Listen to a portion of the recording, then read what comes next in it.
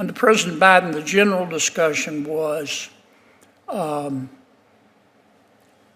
needs to pay more in taxes. Okay. Under President Trump, it's clear to me at this juncture that the discussion has changed. The discussion is now, what the hell happened to the money? Welcome back to Founding Voice America, where we cut through the lies, expose the rot, and speak the truth, unapologetically, as the founders intended. If you're tired of spineless politicians, bloated budgets, and government waste, then hit that subscribe button, smash that like, and let's dive into the disaster they're trying to sell us today. The insult that is Biden's budget. I just finished watching what was basically a congressional beatdown of Biden's FY25 budget. And folks, let me tell you something, it's not just bad. It's not just misguided. It's a straight-up national insult. We're talking about a 23% slash, that's right, $2 billion, cut from the Army Corps of Engineers. These are the guys who literally keep our rivers from flooding, our ports operational, and our infrastructure from collapsing. But somehow, in Biden's fantasyland, that's where we should be trimming the fat? I mean, they're proposing a 29% cut to the Mississippi River and tributaries account. You know, just the main artery of America's agricultural and economic transport system. But yeah, let's go ahead and gut that, right? Oh, and let's not forget a 28% cut to the operation and maintenance budget. That's $1.6 billion gone. Because hey, why maintain the infrastructure our economy depends on when we can spend that money virtue signaling to climate activists and pushing gender ideology in the military? Where's the damn money? And you want to talk about comedy? They're not using a single dime from the Inland Waterways Trust Fund. Zero. Nada. You and I pay into that with fuel taxes. That money is supposed to go into modernizing and maintaining our inland waterway systems. You know, barges, shipping channels, locks and dams. But under Biden's budget? Not a penny spent. And the Harbor Maintenance Trust Fund? It's only being tapped for half of what Congress expected. So let me ask the question that should be on every American's mind. Where the hell is the money going? Seriously. This administration is taking in more tax dollars than ever before, and we're still slashing critical infrastructure and defense projects like we're some broke third world country.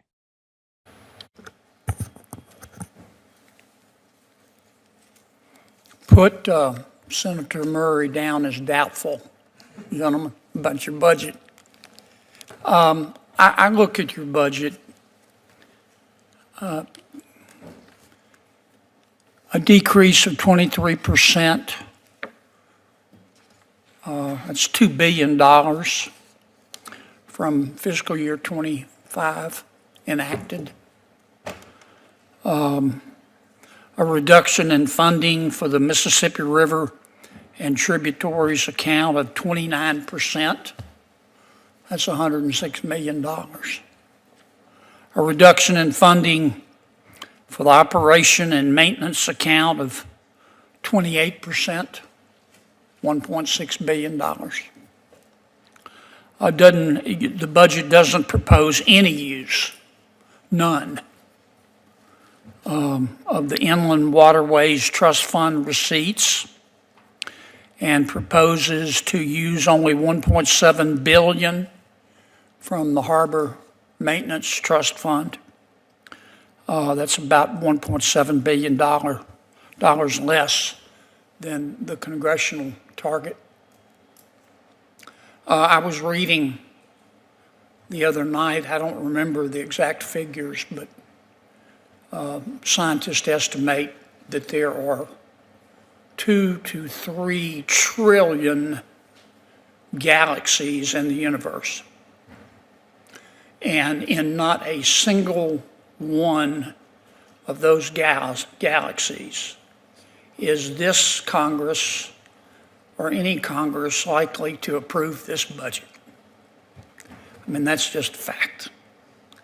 Now, I understand the way it works, that you gentlemen didn't write this budget.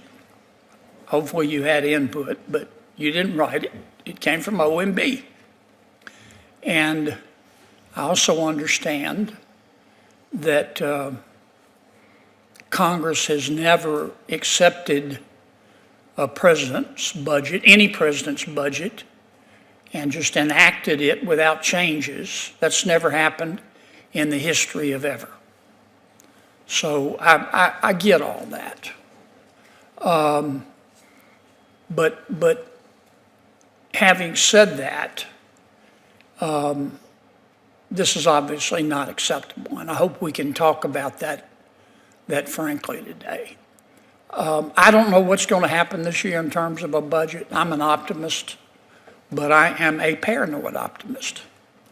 Last year, I watched Senator Murray and Senator Collins work really, really hard to put together 12 bills.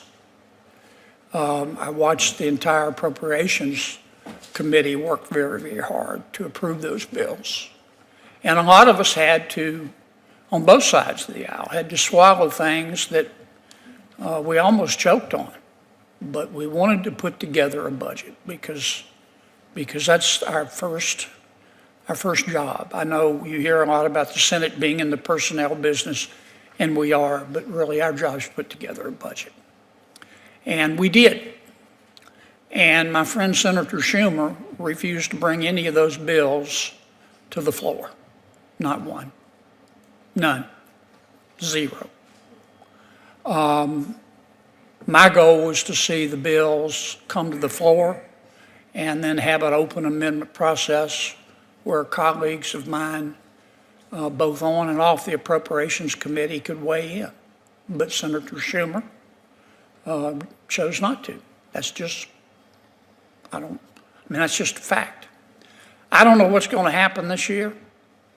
Under President Biden, I want to try to be as impartial as I can be in making this statement, but I think it's accurate. Under President Biden, and presidents set the tone in Washington. Under President Biden, the general discussion was who needs to pay more in taxes, okay? Under President Trump, it's clear to me at this juncture that the discussion has changed. The discussion is now, what the hell happened to the money? And that's a healthy discussion to have. But when it comes to the Corps of Engineers, and before I get there, and that leads me to believe that we may not have a budget this year. I just don't know if we can come together on it. It's always a challenge, but it's clear to me that at least on my side of the aisle, we are expecting to reduce the amount of spending strategically, but reduce it. And I know some of my friends in the Senate are going to have a problem with that, but that's the reality. Now, when it comes to the Corps of Engineers, that is slightly different because there is bipartisan support for the important work that you do. It doesn't mean that we can't find savings, and it doesn't mean that we shouldn't make changes, and we're going to talk about that today. But a 23% decrease, I think Senator Murray, by her calculations, it might be a 30%. That's just not acceptable.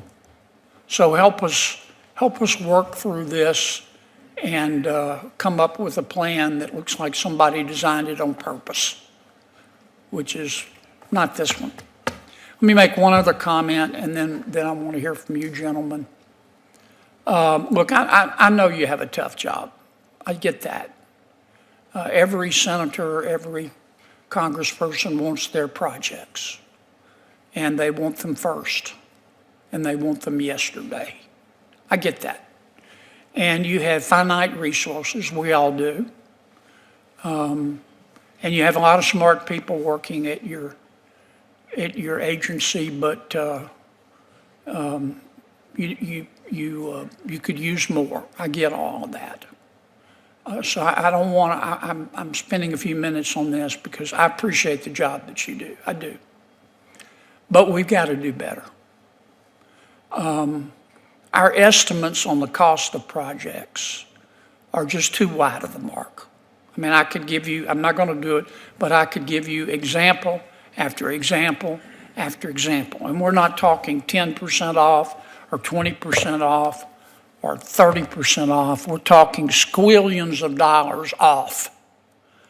I understand inflation, but it doesn't account for this. We also have to figure out a way, you do, frankly, to bring these projects in on time, or at least closer to the estimated time. If you did in the private sector in terms of your delays and your, I'll say our cost overruns, if you did that in the private sector, you would be out of business. Nobody would hire you. And the penalties from not completing the project on time would put you out of business. We just got to do better. It's just that simple. And I hope today you'll talk about how you're planning on doing that. Let's start with us today. I guess I should introduce our colleagues who are here today. Acting Secretary D. Lee Forsgren. He was appointed Principal Deputy Assistant Secretary of the Army Civil Works on March 31st. Welcome. Lieutenant General Williams H. Butch Graham, Jr. You're the 56th Chief of Engineers and Commanding General of the United States Army Corps of Engineers. You assumed your duties on September 13th of 2024. Welcome. Acting Assistant Secretary for Water and Science, Scott Cameron. Secretary Cameron has been in this role since January 21st. We welcome all of you. The floor is yours. Why don't we start with Secretary Forsgren. A galactic level of stupidity. Now here's where it gets good. One senator made a point, and I quote, "Scientists estimate there are 2 to 3 trillion galaxies in the universe. And in not a single one of those galaxies is this Congress likely to approve this budget." And you know what? That might be the most accurate thing I've heard from Washington in years. This budget isn't just DOA, it's cosmically ridiculous. It's as if the Biden administration locked themselves in a room, rolled some dice, and said, "Let's see which critical part of America we can bankrupt next." I don't care who you are or what side of the aisle you're on. If you look at this budget and think, yeah, this looks like it was designed on purpose, you need to get your head checked. A system rigged against accountability. And look, here's another piece of the rotten puzzle. Last year, Congress worked hard. People like Senator Murray and Senator Collins, and others from both parties, sat down, put in the hours, and crafted 12 budget bills. And guess what happened? Chuck Schumer, Mr. "I'll hold America hostage for political points," didn't bring a single one of them to the floor. Not one. Because compromise and open debate are dangerous to people like him. They expose the rot. They let the American people see who's really trying to govern and who's trying to play tyrant in a suit. Trump versus Biden. Stark contrasts. Under President Trump, the question in Washington was, what the hell happened to the money? That's accountability. That's leadership. That's what happens when a businessman sits in the Oval Office instead of a career swamp creature. Under Biden, the question is, who can we squeeze for more taxes? That's the mindset of someone who's never balanced a checkbook, never run a business, and doesn't give a damn how hard you work to feed your family. Biden doesn't want a smaller, smarter government. He wants a bloated one, drunk on your hard-earned dollars. Corps of Engineers, praised but not immune. Now let's be fair, the U.S. Army Corps of Engineers does critical work, and they've got bipartisan support. But let's also be honest, the way some of these projects are managed would make a private company go bankrupt in 6 months. Cost estimates are off by millions, sometimes billions, and deadlines are treated like suggestions. If you or I ran our business that way, we'd be fired, or worse, sued into the ground. We've got to start treating taxpayer dollars with the same respect we treat our own money. Because it is our money. Call to action. Time to clean house. So here's what it comes down to. This budget is proof, yet again, that the Biden administration is out of touch with real America. They don't understand your needs. They don't care about your communities. They're cutting vital infrastructure while funding nonsense programs and looking for new ways to rob you blind. We need leaders who believe in America first, not America last. We need a Congress and a president who values fiscal responsibility, infrastructure integrity, and constitutional accountability. We don't need bureaucrats in ivory towers with Ivy League degrees and zero common sense. We need patriots, fighters, people who will say no to insanity and yes to rebuilding this country the right way, from the ground up. Folks, if this makes your blood boil, good. That means you still care. That means you're awake. And that means we've got work to do. Share this video. Wake up your neighbors. Because 2024 was just the beginning. The fight for America's future is just getting started. Stay loud. Stay bold. Stay free. This is Founding Voice America, and we don't back down.